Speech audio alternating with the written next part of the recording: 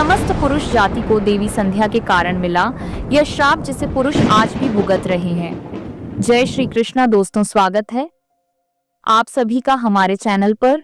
दोस्तों, एक समय की बात है, देवर्षि नारद भगवान शिव के दर्शन करने के लिए कैलाश पर्वत पर जाते हैं। देवर्षि भगवान शिव से कहते हैं, हे प्रभु, आज मैं आपके पास यह जानने के लिए आया हूँ कि देवी संध्या कौन थी और उन्होंने समस्त पुरुष जाति को कौन सा श्राप दिया था। भगवान शिव ने कहा, हे नारद, देवी संध्या के इस प्राचीन इतिहास को तुम ध्यान पूर्वक सुनो। इसका श्रवण करने मात्र से ही समस्त पुरुष जाति का कोटि कोटि पाप क्षण भर में जलकर भस्म हो जाते हैं। देवर्षि कहते हैं, हे प्रभु, मैं इस कथा को ध्यान से पूरा अवश्य सुनूंगा। कृपा करके आप मुझसे वह कथा कहें। तब भगवान शिव देवर्षि नारद को उस महान नारी देवी संध्या की कथा सुनाना आरंभ करते हैं। कहते हैं, हे नारद, जब सृष्टि का आरंभ हो रहा था तब सृष्टि के रचयिता ब्रह्मा जी कमल के आसन पर विराजित होकर भगवान का ध्यान कर रहे थे। उसी समय उनके मन में सृष्टि का निर्माण करने की इच्छा जागृत हुई। तब सबसे पहले उनके मन में एक स्त्री का विचार आया और विचार करने मात्र से ही एक त्रिभुवन सुंदरी कन्या का जन्म हुआ। वह कन्या अत्यंत सुंदर और मनमोहिनी थी।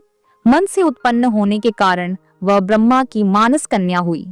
भगवान शिव ने आगे कहा, ब्रह्मा जी उस समय ध्यान कर रहे थे और ध्यान करते समय वह कन्या उत्पन्न हुई, इसलिए उसका नाम संध्या रखा गया। जब ब्रह्मा जी ने उस अत्यंत सुंदर स्त्री की ओर देखा तो कुछ क्षणों के लिए उनका मन विचलित हो गया।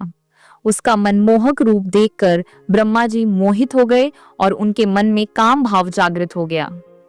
ब्रह्मा जी की ऐसी कुपित दृष्टि पड़ते ही उस देवी का तेज पल भर में नष्ट हो गया, जिससे वह देवी संध्या बहुत दुखी हुई और उस स्थान को छोड़कर चली गई। महादेव कहते हैं, हे नारद, ब्रह्मा जी के मन में किसी भी प्रकार का विकार उत्पन्न नहीं हो सकता, किंतु प्रभु की लीला तो देखो। उन्होंने अपनी लीला दिखाने के लिए ब्रह्मा जी के मन में विकार डाल दिया। उसी विकार के कारण ब्रह्मा जी के मन में कुछ क्षणों के लिए काम का भाव उत्पन्न हो गया। प्रभु की ऐसी लीला रचने के पीछे समस्त मानव जाति का कल्याण छुपा हुआ था। अब तुम प्रभु की इस विचित्र लीला को ध्यान से सुनो। ब्रह्मा जी के ऐसे व्यवहार से देवी संध्या अत्यंत दुखी होकर चंद्रभाग पर्वत पर ध्यान करने के लिए चली गई। वहां जाकर उसके मन में इस बात की चिंता सताने लगी, वह तपस्या किसकी करें और किस भगवान की आराधना करें।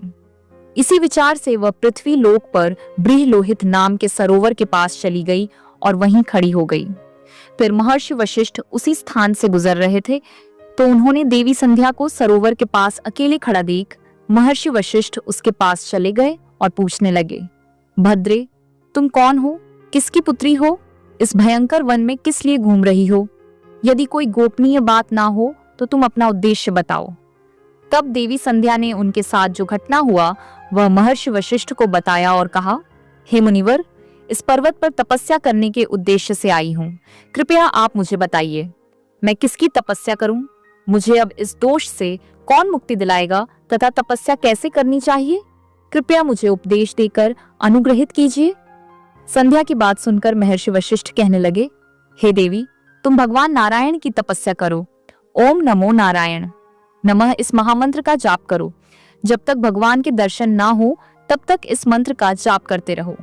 स्वच्छ वस्त्र पहनकर उत्साह और प्रेम के साथ इस नियम का पालन करो। मौन धारण करते हुए भगवान के नाम का जाप करो। तुम्हारी भक्ति से प्रसन्न होकर भगवान विष्णु तुम्हें अवश्य दर्शन देंगे। इस प्रकार से महर्षि वशिष्ठ देवी संध्या को उपदेश देकर वहां से चले गए।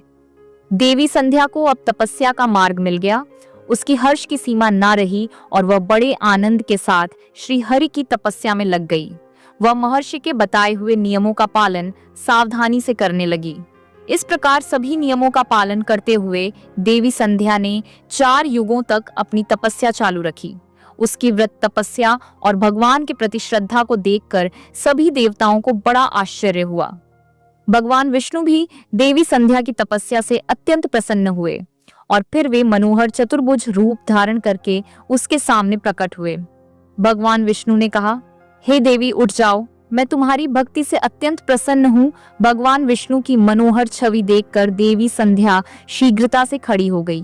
भगवान का यह रूप सूर्य के समान तेजवान दिखाई पड़ रहा था। भगवान के ऐसे रूप को देखकर देवी संध्या स्तब्ध हो गई। उसे समझ नहीं आ रहा था कि वह क्या करे और क्या कहे। उसके मन में भगवान की स्तुति करने की अभिलाषा हुई, किंतु वह भगवान के उस रूप को देखकर कुछ भी बोल नहीं पा रही थी। फिर भगवान विष्णु ने देवी संध्या की मनोदशा को जान लिया और उसे दिव्य ज्ञान दृष्टि देते हुए दिव्य वाणी प्रदान की। फिर देवी संध्या बड़े उत्साह से भगवान विष्णु की स्तुति करने लगी। उसके एक एक वाक्य में उसकी भक्ति और समर्पण दिखाई पड़ रहा था। तपस्या के कारण संध्या का शरीर अत्यंत क्षीण और कमजोर हो गया था। तब भगवान ने अपनी अमृतम दृष्टि डालकर उसके शरीर को हष्ट पुष्ट बना दिया और मधुर वचन में उससे कहने लगे, भद्रे, तुम्हारी तपस्या से मैं अत्यंत प्रसन्न हूँ। तुम अपनी इच्छा के अनुसार वर मांगो। तब देवी संध्या ने कहा, प्रभु, यदि आप मुझ पर प्रसन्न हैं और मुझे वरदान देकर अनुग्रहित करना चाहते हैं तो मैं पहला वर मांगती हूँ कि संसार में जितने भी प्राणी हैं उनके मन में पैदा होते ही काम का विकार उत्पन्न ना हो। दूसरा वर मैं यह मांगती हूँ कि मेरा पतिव्रता धर्म कभी खंडित ना हो।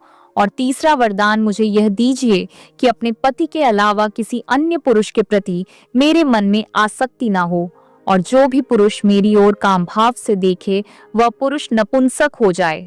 फिर भगवान विष्णु ने वरदान देते हुए कहा, हे देवी, आज तुमने संसार के कल्याण के लिए उत्तम वर मांगा है। इसीलिए आज से ही पैदा होने के बाद किसी भी प्राणी के मन में काम वासना का भाव नहीं होगा। मनुष्य के शरीर की 4 अवस्थाएं होंगी, बाल्य, कौमार्य, यौवन, और जरा मनुष्य को कौमार्य अवस्था के अंत में ही काम भाव का उदय होगा।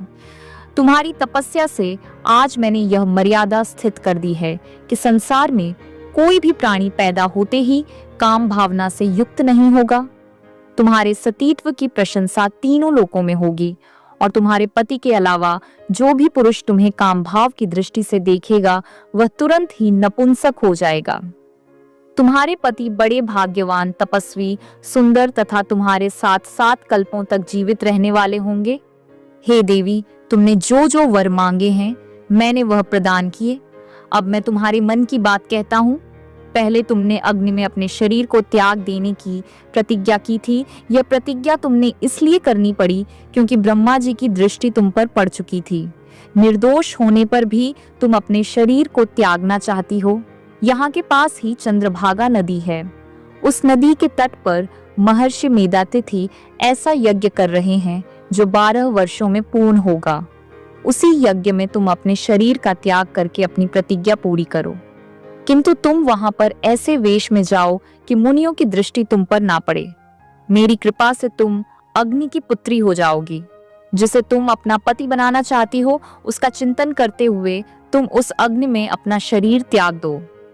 इतना कहकर भगवान विष्णु ने अपने हाथ से देवी संध्या के मस्तक को स्पर्श किया। भगवान का स्पर्श होते ही देवी संध्या का शरीर आटे का बन गया।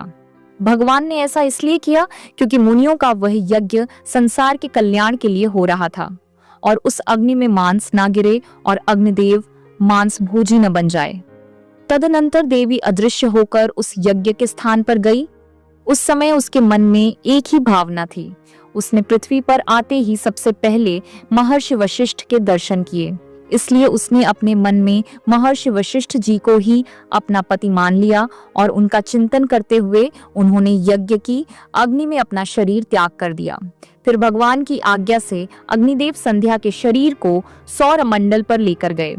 फिर सूर्यदेव ने संध्या के शरीर को 2 भाग करके देवताओं और पितरों को प्रसन्न करने के लिए अपने रथ पर स्थापित कर दिया।